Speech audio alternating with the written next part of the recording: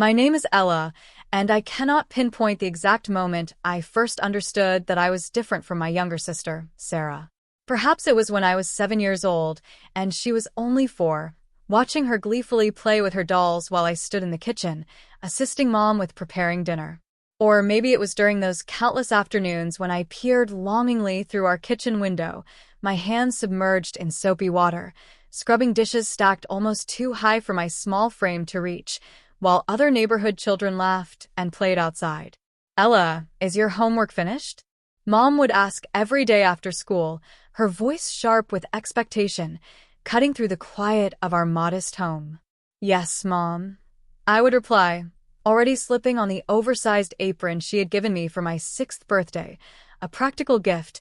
She had called it, one meant to prepare me for responsibility. "Good. Now come help me with dinner. Sarah, sweetheart, you can go play." Sarah would skip away, her dark pigtails bouncing with carefree joy, while I stretched onto my tiptoes to reach the counter. Even at 7, I knew better than to voice any complaints. "She's still little," Mom would say whenever I dared to question the unfairness, her tone firm. "You're the big sister, Ella. You need to help out." Dad was no different in his expectations. When he returned home from work, he would ruffle Sarah's hair as she proudly displayed her latest crayon drawing, often scribbled during the time she was supposed to be doing homework. Then he would turn to me, his eyes carrying that familiar weight of scrutiny. "How are your grades today, Ella?" he would ask, not, "How was your day?" or "What did you learn?" but always only grades. "All A's, Dad," I would answer, and he would nod, as if anything less would be unacceptable, because, in his eyes, it was. Our house, a modest 2-story nestled in a middle-class neighborhood, felt small and confining. My friends lived just a few streets away, but I rarely saw them outside of school. There was always something demanding my attention: washing dishes, folding laundry, helping Sarah with her homework, though she seldom listened, or studying relentlessly to maintain my perfect grades. I vividly recall one particular afternoon when I was 10 years old. I had just won first place in the regional math competition, a moment of triumph that brought a rare smile to my parents' faces. My teacher, Mrs. Peterson, beamed as she praised me in front of them. "You've done such an extraordinary job raising Ella," she said warmly. "Her passion for learning is truly remarkable." Mom and Dad exchanged proud glances. "Well, we've always encouraged her to read and study," Mom replied, her hand resting on my shoulder. "Haven't we, Ella?" I wanted so desperately to tell Mrs. Peterson the truth that I had stayed up late into the night, studying by the dim glow of a flashlight because daytime hours were consumed by chores, that the only encouragement I received was the unspoken threat of their disappointment if I brought home anything less than perfection. But instead, I forced a smile and nodded, playing the role of the dutiful daughter they expected. Meanwhile, in the hallway, Sarah was folding paper airplanes from her failed math test, carefree as ever, and no one uttered a word about it. That was the way things always were in our household. Sometimes, I would catch Sarah watching me with a sly smirk, especially when she got away with something that would have earned me a stern lecture. "You're just jealous," she taunted me once, when I was 12 and she was 9.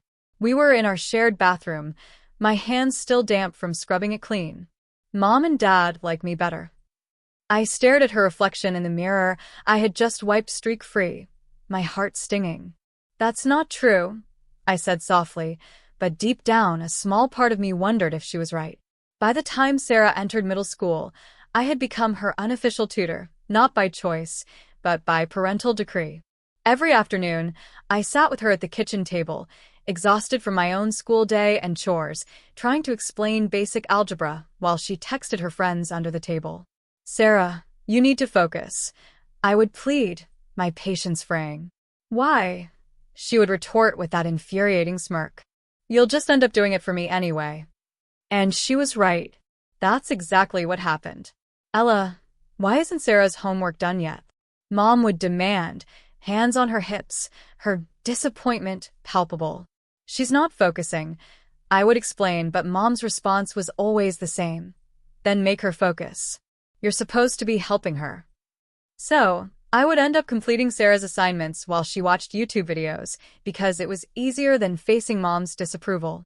Meanwhile, Sarah's weekly allowance arrived like clockwork, $20 every Friday. No questions asked. Me? I was lucky to receive $5 a month, usually accompanied by a lecture about how money doesn't grow on trees. The breaking point came when I turned 16. I was exhausted from watching Sarah flaunt her new clothes and shiny gadgets while I wore hand-me-downs and couldn't even afford lunch at school. That's when I noticed the Help Wanted sign at Joe's Cafe, just 3 blocks from our house. Joe, a gruff man with kind eyes who had served me countless hot chocolates over the years, hired me on the spot. The work was grueling, waiting tables, cleaning up spills, dealing with impatient customers, but it was mine.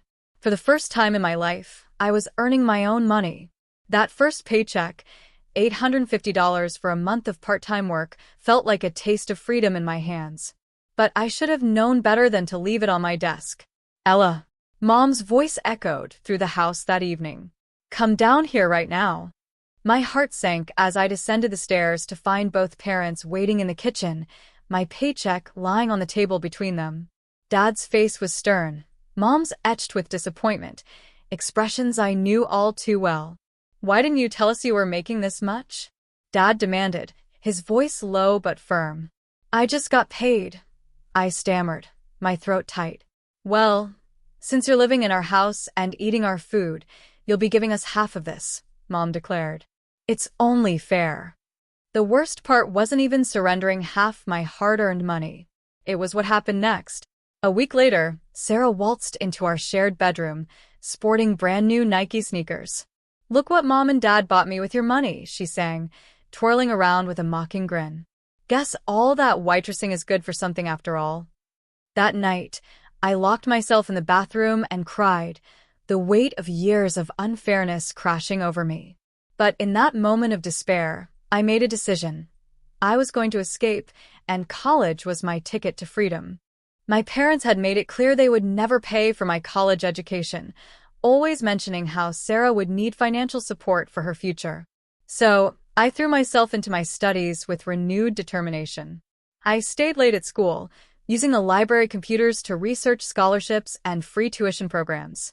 Every spare moment was dedicated to preparing for the SATs, crafting application essays, and maintaining my flawless GPA.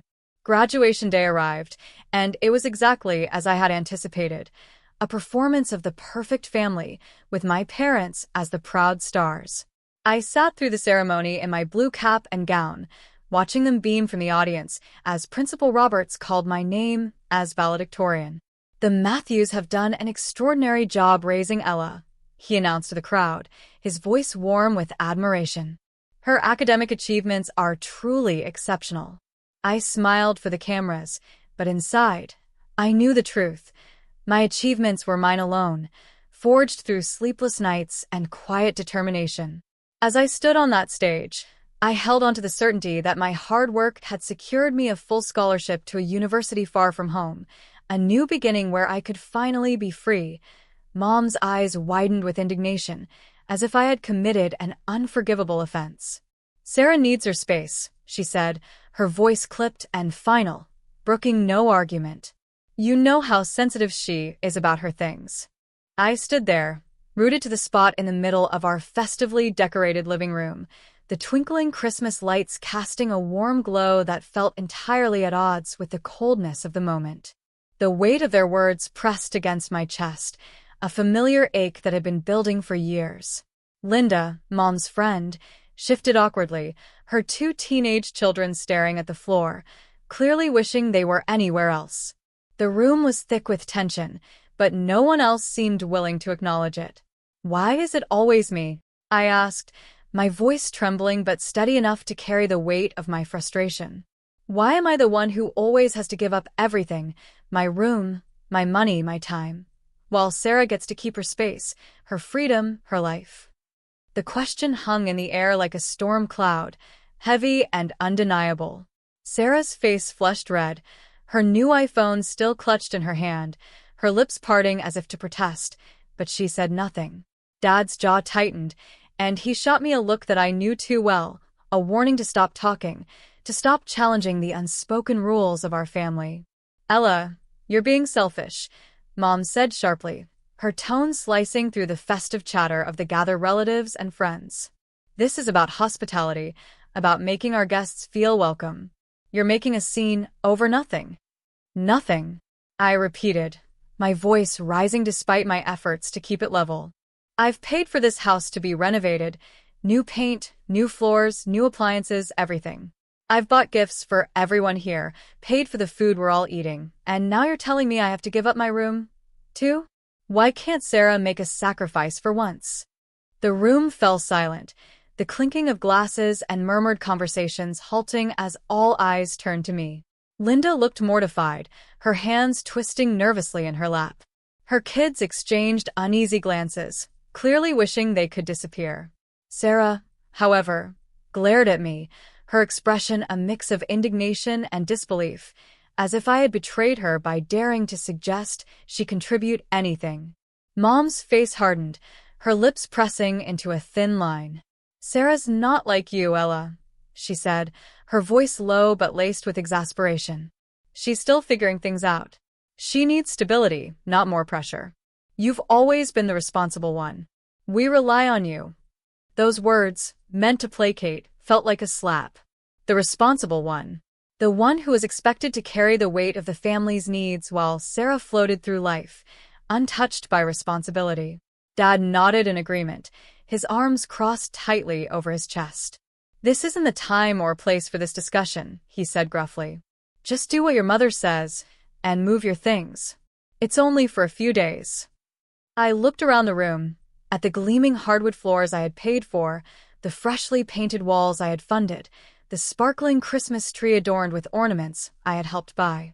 I thought of the years I had spent scrubbing dishes, doing Sarah's homework, handing over my hard-earned paychecks, and swallowing my dreams to keep the peace. And now, even after everything, they still expected me to give up the one small space I had carved out for myself in this house. Something inside me broke, not with a loud crash, but with a quiet, resolute snap. "No," I said, the words slipping out before I could second-guess it. "I'm not moving out of my room. If Linda and her kids need a place to stay, Sarah can give up a room, or they can sleep in the living room like I suggested. I've done enough." The silence that followed was suffocating. Sarah's mouth fell open, her new phone forgotten in her lap. Mom's eyes widened in shock, as if I had spoken a foreign language. Dad's face turned an alarming shade of red, his hands clenching into fists at his sides. "What did you just say?" he demanded, his voice low and dangerous. But I stood my ground, my heart pounding but my resolve unshaken. "I said no," I repeated, my voice steadier now. "I've given up enough for this family. I've paid for everything in this house, and I'm done being the only one who sacrifices. Sarah's 22 years old. She can handle giving up a room for a few days." Sarah let out a dramatic gasp, clutching her phone to her chest as if I had personally attacked her. "That's so unfair," she cried, her voice shrill. "You can't just throw me under the bus like this. I need my space." Mom rushed to her side, placing a comforting hand on her shoulder. "Ella, how could you say something so cruel?" she said, her voice trembling with a mix of anger and disappointment. "Sarah's not ready for that kind of responsibility. You know how sensitive she is." I wanted to laugh at the absurdity of it. Sensitive Sarah, who had spent her life skating beyond my efforts, who had never been asked to lift a finger while I carried the weight of the family's expectations. But instead, I felt a strange calm settle over me. "I'm not being cruel," I said quietly, meeting Mom's eyes. "I'm being fair. For once, I'm standing up for myself. I've given you everything, my money, my time, my dreams, and I'm done letting you take it all for granted." I turned to Linda, who looked like she wanted to sink through the floor. "I'm sorry, Linda. This isn't about you or your kids. You're welcome here, and I'll help make sure you're comfortable. But I'm not giving up my room. Not this time." Without waiting for a response, I turned and walked upstairs to my bedroom. The room I had fought so hard to keep, the one small space that felt like mine in a house that had always demanded more than I could give. As I closed the door behind me, I heard Mom's voice, sharp and indignant, explaining to the guests that I was just overwhelmed and didn't mean it. But I did mean it. For the first time in my life, I meant every word. That night, as I lay in my childhood bed, surrounded by the familiar walls that now felt foreign, I realized something. Saying no was just the beginning. I had spent my life trying to earn my family's approval, believing that if I worked hard enough, gave enough, sacrificed enough, they would finally see me. But they never would. Not the way I needed them to. The next morning, I started looking for apartments again. I wasn't going to stay in this house, trapped by their expectations and their endless demands. Riverside State had taught me what it felt like to be free, to build a life on my own terms. I wasn't going to give that up again. A week later, I found a small but cozy apartment downtown, just a few blocks from my office at Reynolds and Associates. I signed the lease without telling my parents, packed my things quietly, and moved out while they were at one of Sarah's modeling auditions. When I left a note explaining that I was moving out for good, I didn't feel the guilt I had expected. Instead, I felt light, like I had finally shed the weight of their expectations. I knew they would call, that they would try to pull me back with guilt or tears or hints about bills. But this time, I was ready to say no again. And again. And again. Why is it okay to displace me but not her? I pressed, my voice steady despite the storm of emotions swirling inside me. Mom's face flushed a deep crimson, her eyes narrowing with a mix of embarrassment and fury. "You're humiliating me in front of my friend," she hissed, her voice low but venomous, as if I had committed an unforgivable sin. "This is not how we raised you to behave." Dad's voice boomed across the room, his face red with anger, his words like thunder. "If you can't show proper respect in this house, then maybe you shouldn't be here at all." Mom's voice joined his, shrill and piercing. "Get out, Ella. Get out until you learn some manners." I stood frozen, my gaze moving from Mom's self-righteous indignation to Dad's furious expression to Sarah's smug little smile, her eyes glinting with satisfaction. Not one of them seemed to remember, or care, that I was the one who had paid for the roof over their heads, the food on their table, the presents glittering beneath their Christmas tree. The weight of their ingratitude settled over me, heavy but strangely clarifying. I didn't bother reminding them of my contributions. Words wouldn't change the truth they chose to ignore. Instead, I turned and walked upstairs to my room, the room they were so eager to give away, as if it belonged to them to bestow. My hands were steady as I pulled my suitcase from the closet, methodically packing my clothes, my books, the few personal items that still felt like mine. I made calls on my phone, searching for a hotel or hostel with a vacancy on Christmas night. The Paradise Inn, a small, unassuming hostel on the edge of town, had one room left. I booked it immediately, my heart pounding with a mix of fear and determination. 20 minutes later, I descended the beautiful hardwood stairs I had paid for, my suitcase in hand, its wheels clicking softly against the polished floor. The living room was eerily silent as I passed through, the festive glow of the Christmas lights mocking the coldness of the moment. Nobody tried to stop me. Nobody said a word. Sarah just smirked, her attention already back on her new iPhone, its screen illuminating her face as she scrolled.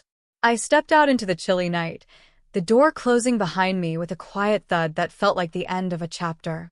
The Paradise Inn wasn't much, a cramped room with a lumpy bed and a shared bathroom down the hall, but as I settled onto the creaky mattress, it felt more like home than my parents' house ever had. For the first time in years, I was free from their expectations, their demands, their endless need for more. I spent New Year's Eve alone in that hostel room, eating Chinese takeout and scouring apartment listings on my laptop. I found a one-bedroom apartment in a modern complex across town, far from the suffocating familiarity of my parents' neighborhood. It was small but bright, with large windows that let in the morning sun, and a balcony just big enough for a single chair. My phone buzzed incessantly those first few days, texts and calls from Mom, Dad, and even Sarah, their names flashing across the screen like ghosts from a life I was leaving behind. I didn't read or answer any of them.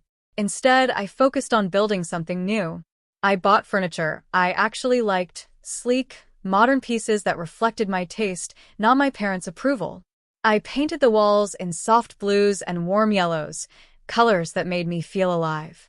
For the first time, I created a space that was entirely mine, a sanctuary where I could breathe. 2 weeks after I moved in, Mom caught me off guard. I answered my phone without checking the caller ID, a mistake I vowed never to repeat. "The utility bills are due," she said without preamble, her voice sharp and demanding, as if no time had passed, as if nothing had changed. "Linda and her kids are gone now, so you can come back. Your room is waiting." I almost laughed at the absurdity of it. No greeting, no apology, just another demand, as if I were a piece of furniture they could summon back at will. "No," I said quietly, the word feeling like a release. "What do you mean, no?" Mom replied, her tone laced with genuine confusion, as if the possibility of my refusal had never crossed her mind. "I mean no, Mom," I repeated, my voice steady and firm. "I'm not coming back, and I'm not paying your bills anymore." There was a moment of stunned silence, then the explosion I had anticipated. "How dare you?" she screeched, her voice rising to a fever pitch. "After everything we've done for you, this is how you repay us? By abandoning your family when we need you most." I let her rant, her familiar guilt trips and accusations washing over me like background noise. "They didn't touch me anymore. You made it very clear how you really feel about me," I said when she paused for breath, my voice calm but resolute. "You've shown me that I'm nothing more than a checkbook to you. Well, that checkbook is closed now. Don't call me again unless you're ready to treat me with respect." I hung up before she could respond, my hands trembling but my heart steady.